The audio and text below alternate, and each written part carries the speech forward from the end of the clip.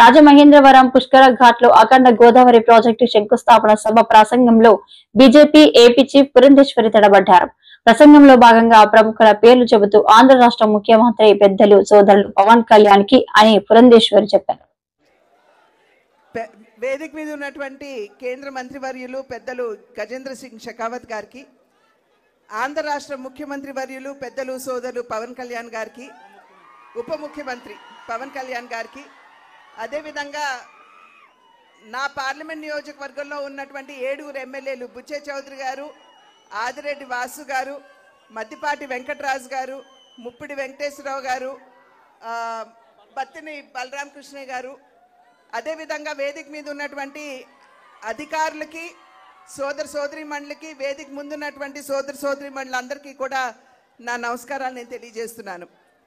2024 ఎన్నికల సందర్భంలో ప్రజల వద్దకి ఓటు వేసి ఆశీర్వదించమని చెప్పి అడగడానికి వచ్చినప్పుడు డబుల్ ఇంజిన్ సర్కార్ అంటే కేంద్రంలో రాష్ట్రంలో 2 చోట్ల కూడా ఎన్డీఏ కూటమి అధికారంలో ఉన్నట్లయితే అభివృద్ధి పరుగులు తీస్తుంది అని చెప్పి ఆనాడు మేము చెప్పడం జరిగింది. ప్రజలు విశ్వసించారు. డబుల్ ఇంజిన్ సర్కార్ కావాలనుకున్నారు. కేంద్రంలో ఎన్డీఏ కూటమిని, అదేవిధంగా రాష్ట్రంలో కూడా ఎన్డీఏ కూటమిని ఆశీర్వదించడం జరిగింది. వికసిత్ భారత్ అనేటువంటి ఒక కళ ఏదైతే, ఒక స్వప్నం ఏదైతే నరేంద్ర మోడీ గారు ప్రజల ముందు ఉంచారో, ఆ వికసిత్ భారత్లో వికసిత్ ఆంధ్ర రాష్ట్రం కూడా ఒక భాగం అని చెప్పి మనం గుర్తించాలి. కనుక అన్ని విధాలా కూడా అధికారంలోకి వచ్చిన నాటి నుండి నేటి వరకు అమరావతి నిర్మాణం కావచ్చు, పోలవరం నిర్మాణం కావచ్చు, స్టీల్ ప్లాంట్ కావచ్చు, సౌత్ కోస్టల్ జోన్ కావచ్చు, రైల్వే జోన్ కావచ్చు, మరి ఎంఎన్ఆర్ఈజీఎస్ కింద పెద్ద ఎత్తున వనరులు రాష్ట్రానికి ఇచ్చి కావచ్చు, అన్ని విధాలా కూడా ఆంధ్ర రాష్ట్ర అభివృద్ధికి కేంద్రం తన సహకారాన్ని అందిస్తూనే ఉంది. అయితే వికసిత్ ఆంధ్ర రాష్ట్రం మనకు కావాలంటే వికసిత్ జిల్లాలు కూడా కావాలి.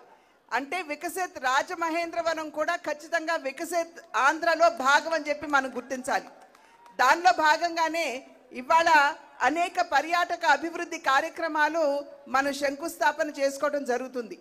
ప్రత్యేకించి హ్యావ్లాక్ బ్రిడ్జ్, 100 సంవత్సరాల నాటి బ్రిడ్జ్ నిరుపయోగంగా ఉన్నటువంటి సందర్భంలో దాని యొక్క చారిత్రాత్మక ప్రాధాన్యతను గుర్తించి ఇవాళ దాన్ని కూడా ఒక పర్యాటక క్షేత్రంగా దాన్ని అభివృద్ధి చేయడానికి కేంద్రం తన సహకారాన్ని అందిస్తుంది. అదేవిధంగా రివర్ ఫ్రంట్ దాన్ని కూడా అభివృద్ధి చేస్తున్నటువంటి సందర్భంలో నేను ఇప్పుడే అజయ్ జైన్ గారితో కూడా మాట్లాడాను. అక్కడ ఉన్నటువంటి విగ్రహాలని తొలగించకుండా ఏదైతే అభివృద్ధి చేస్తున్నామో ఆ అభివృద్ధిలోనే మిళితం చేయమని చెప్పి వారికి ఇప్పుడే అజయ్ జైన్ గారు కూడా నేను అభ్యర్థించడం జరిగింది.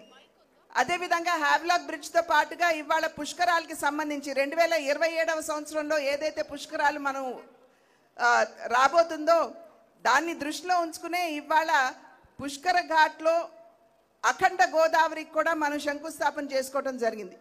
కనుక అభివృద్ధి రాజమహేంద్రవరాన్ని ఇందాక సోదరులు దుర్గేష్ గారు మాట్లాడుతూ హెరిటేజ్ జిల్లాగా రాజమహేంద్రవరాన్ని గుర్తించాలి అని చెప్పి వారు అభ్యర్థించారు. ప్రజలందరికీ గుర్తుండే ఉంటుంది.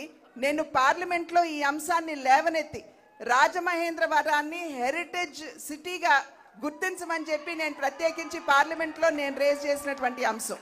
కనుక ఖచ్చితంగా పెద్దలు గజేంద్ర సింగ్ షెకావత్ గారు ఇక్కడే ఉన్నారు. వారి సహకారంతో ఖచ్చితంగా దీనికోసం నా వంతు కృషి చేస్తాను అని చెప్పి తెలియజేస్తూ అన్ని విధాలా పర్యాటకంగా కావచ్చు, అదేవిధంగా రిలీజియస్గా కావచ్చు, రాజమహేంద్రాన్ని అభివృద్ధి చేసుకునేటువంటి అవకాశం ఉన్నటువంటి సందర్భంలో ఆ దిశగా ఇప్పటికే ఆల్రెడీ అడుగులు వేస్తున్నాం.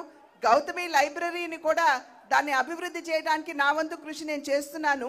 కనుక ఖచ్చితంగా రాబోయే కాలంలో కూడా ఏదైతే ప్రజలు మా పట్ల విశ్వాసాన్ని కనబరిచారో దాన్ని నిలుపుకుంటూ రాజమహేంద్ర అభివృద్ధికి ఖచ్చితంగా నా వంతు సహకారాన్ని అందిస్తాను అని చెప్పి తెలియజేసుకుంటూ పెద్దలు గజేంద్ర సింగ్ షెకావత్ గారికి, ఉప ముఖ్యమంత్రి సోదరులు పవన్ కళ్యాణ్ గారికి,